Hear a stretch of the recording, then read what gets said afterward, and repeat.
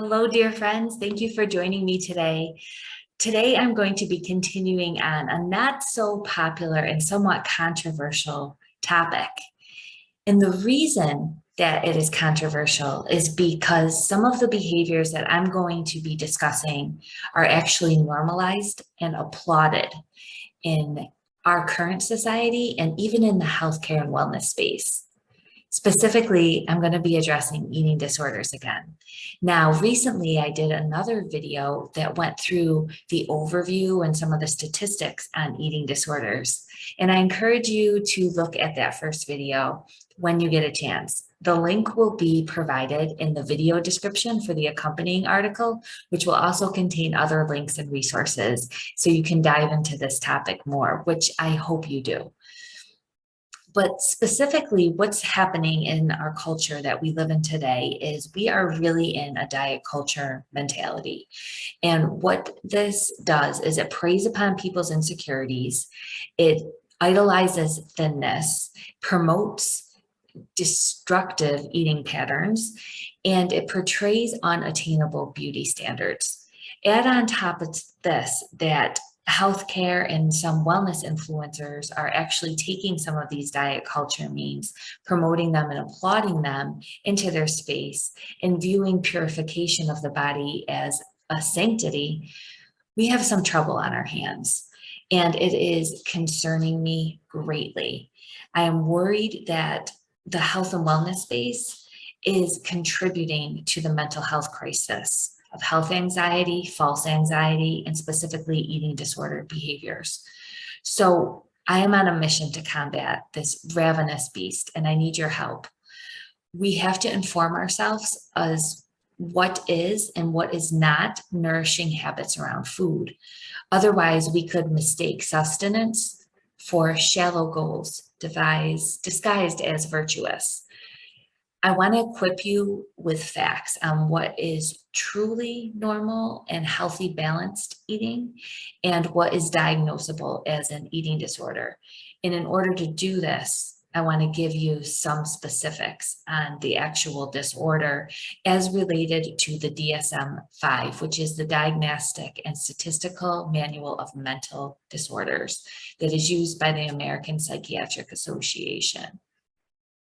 My hope is that it will shed some light and hope that there can be some nurturing relationship with food and people still can be healthy, but also that people will get the help they need and realize that what they're doing, maybe if they're struggling, they don't have to stay stuck that way. It's actually something that they can get support with and heal from. So that being said, I'm going to go ahead and start with some of the risk factors that are related to eating disorders. Specifically, I'm going to characterize them into brain health factors, biological factors, and psychological factors. But keep in mind, it's very complex and interactive, and it's not usually just one or two risk factors, but many influence if someone's going to have an eating disorder. So share this information. I urge you to listen and pass it on. And if you're a healthcare provider, please take this to heart and really examine if maybe this is something you need to look at as far as the difference between promoting restrictive food practices versus teaching people how to eat and nourish for their brain and body for their specific health concern by adding specific foods in and teaching them to be better in tune with what feels right so that they can thrive and feel wonderful and go after their goals and not obsess about their health or move from obsessing about feeling unhealthy to obsessing on staying healthy, because neither is really a great definition of health. Okay, so that being said, remember that we want to keep in mind about these risk factors that eating disorders, I think it will show to you that they aren't specifically related to willpower. They aren't just the desire to be thin and fit into a diet culture mentality. And it isn't just poor coping mechanisms. There are many complexities to eating disorders. So hopefully with this information, people will be less apt to judge themselves or others harshly who struggle with food. So First, we have to start, for me as a functional medicine and naturopathic doctor, when we're looking at the brain health factors for anything related to mental health, we have to start there because we want to look at some underlying triggers on what could be impacting the actual health and functioning and ability for the brain to have optimized cognitive function. So we're looking at things such as inflammation, oxidative stress, genetic variants, nutrition and assimilation, gut health, dietary triggers, specific mitochondrial or energy of the cell and organ systems, hormonal imbalances, stress and cortisol levels, the microbiome, that gut-brain link, right, between the gut bugs and the brain. Environmental toxicants, those can impact the brain and cause problems as far as neurological functioning. We talked about blood sugar levels in previous videos and how that impacts anxiety and how it impacts thinking processes.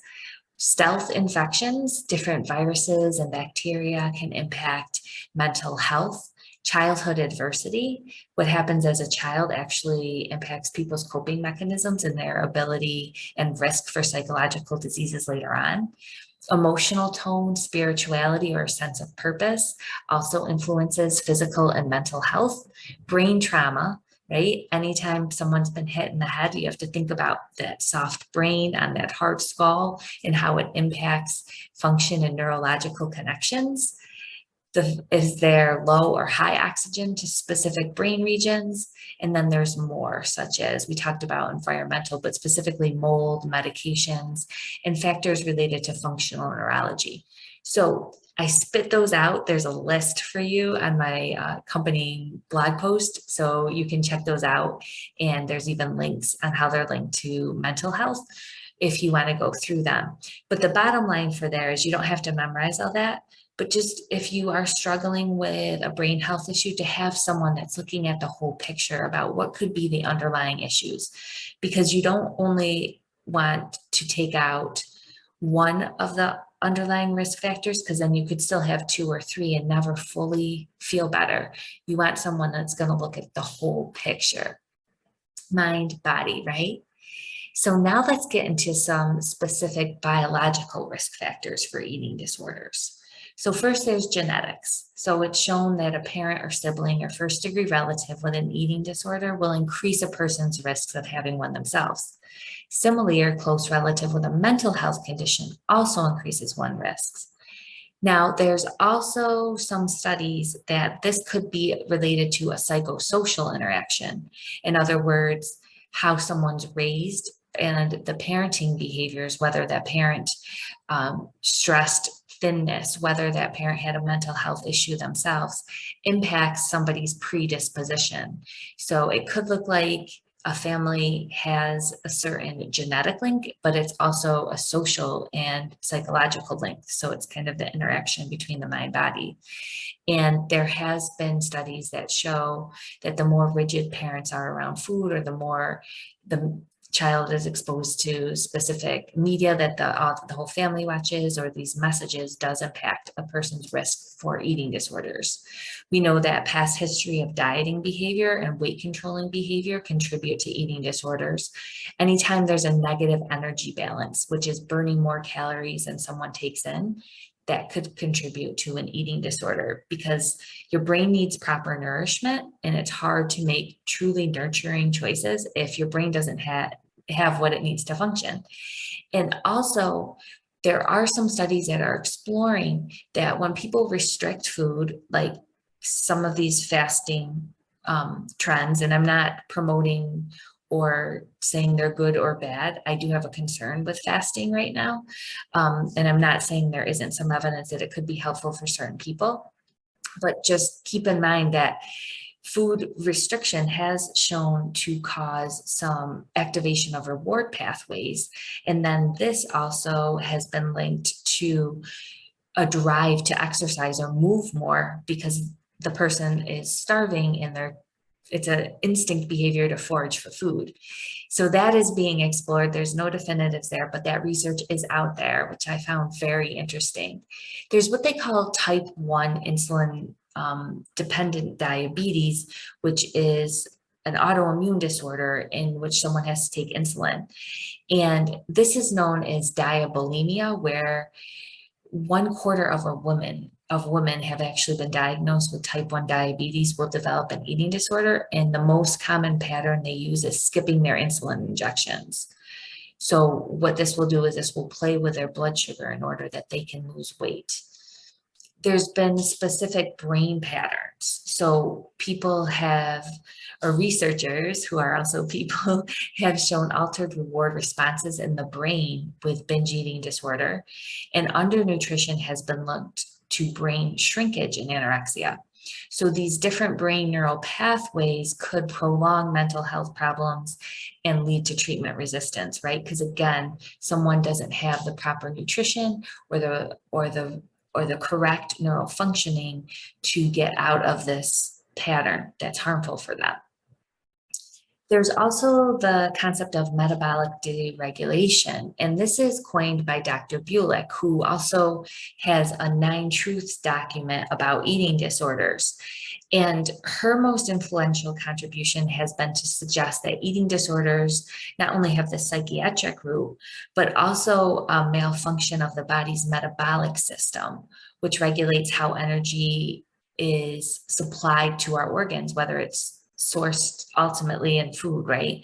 And how this impacts how the brain and body functions in eating behavior. So fascinating research on her part. She's a forerunner in eating disorders. Now, microbiome research is also some emerging evidence demonstrating that there could be a correlation between the microbiome and eating disorders due to this gut-brain axis. But the chicken or the egg factor hasn't been distinguished yet, right? Whether an eating disorder causes changes in the microbiome or long-term behaviors have impacted the microbiome, which have affected eating disorders. The microbiome is the compilation of all the genetics of the different microbes that live in our body that help and interplay with our cellular and organ response systems and have a link to our brain and central nervous system. So I just spit out a lot and I want to get to psychological, but just as a quick recap.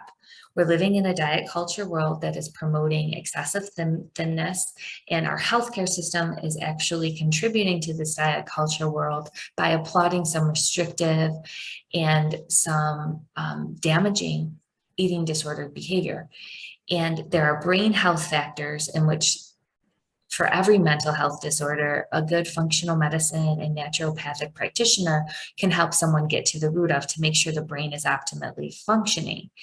Keeping in mind these brain health risk factors, we just went through some specific biological risk factors specific for eating disorders, genetics, type 1 diabetes, metabolic dysregulation, etc. So that's a quick one through what we went through so far. Now we're going to finish up with psychological risk factors. And these are from the National Eating Disorder Association. They listed several things psychologically related to eating disorders. And this was the first being perfectionism. And that's one of the strongest risk factors because it involves setting unrealistically high expectations for oneself. And this could mean someone is specifically striving for that ideal and can force themselves to have extreme restrictive practices around food. Body image dissatisfaction also is a psychological risk factor in eating disorders. So people with eating disorders are more likely to report higher levels of body image dissatisfaction and an internalization of the appearance ideal. And this is regardless of what they look like. They could even look like an ideal and still have body image dissatisfaction. A personal history of an anxiety disorder also is a risk factor. And then behavioral inflexibility, where people with anorexia mostly report this. As children, they always followed the rules and felt there was one right way to do things. And that can get people stuck in this kind of perpetual cycle of restricting certain foods. One is not enough, and now the new rules in healthcare is to also restrict this and then to also restrict that if you're not, and things can get more and more restrictive. There was an interesting paper I read. It was a little bit older in 2007, and it theorized a psychosomatic link between the body, mind, and brain, and how that impacts eating disorders. And it manifested in alterations of the body and its functioning, in personality traits, in the difficulty of recognizing and coping with emotions, and the management of anger and impulsiveness. So these different dimensions between these alterations in body functioning and personality, that we all know how people feel when they're over hungry or when they don't feel good about themselves, low self-esteem, right? Different personality traits interact with these alterations. And then if something happens where they can't cope with emotions, and then if that causes a dismanagement of anger and impulsiveness, this researchers were theorizing we need to look at all these components to effectively look at how we can treat eating disorders and look at all of these manifestations of eating disorders as well. So I found that fascinating too. Okay, so we have brain health factors, we have biological health factors, we have psychological risk factors. And I know I fire hosed you and I was talking kind of fast because there's a lot to cover. And the bottom line is it's complex, and we can't just say, eat this food, eat that food, and your eating disorder is fixed, or just eat, or just stop. Because there's all these interacting factors, right? Even if someone does change their eating behavior based on that, it can come out sideways in another mental health disorder or another coping mechanism issue. So we need to take accountability for this. I want to shed some light on this. I hope it was helpful. I'm going to continue in this series and go through the characteristics of specific eating disorders. For now, I just want you to take this in, and I think realize that if you have some of these risk factors, and if you're struggling with food, or you know someone that is, please reach out to them, or you yourself reach out for help and support from an expert in eating disorders, specifically one who is not going to contribute to diet culture mentality, but can nurture and nourish you through this process, and potentially get some integrative health support from maybe somebody that embraces body acceptance and health at every size, naturopathic and functional medicine, or just someone who's open-minded to that approach. I think that this will be helpful with more awareness, and I think it would really help, in my opinion, if more health influencers could focus on the following things: body acceptance, healthy practices as a means, not an end goal. In other words, health helps someone get to achieve their purpose. Health is not someone's purpose. Discuss what drives someone to live a more vibrant life. If we stop portraying food as the ultimate determinant of mortality and wellness, because we know other factors such as socioeconomic status is a big influencer of actual mortality. We have to stop stigmatizing body size and start focusing on people's health, passions, purpose, relationships, and socioeconomics, not their appearance. All right, what do you think? I'd love to hear from you. I know, again, this is kind of a very intense topic, so I appreciate your feedback and I appreciate your attention. And I hope that I was able to enlighten you somewhat. And thank you for your time. Please make sure you also check out all the resources in the resource section. I do offer courses for both professionals as well as for the consumer, and I have a bunch of free resources on mind, body, and essential oils, and different blogs that you can explore, and resources to get more help or support should you need it. Have a wonderful day, and I look forward to reading your comments and seeing you all again real soon. Take good care, please.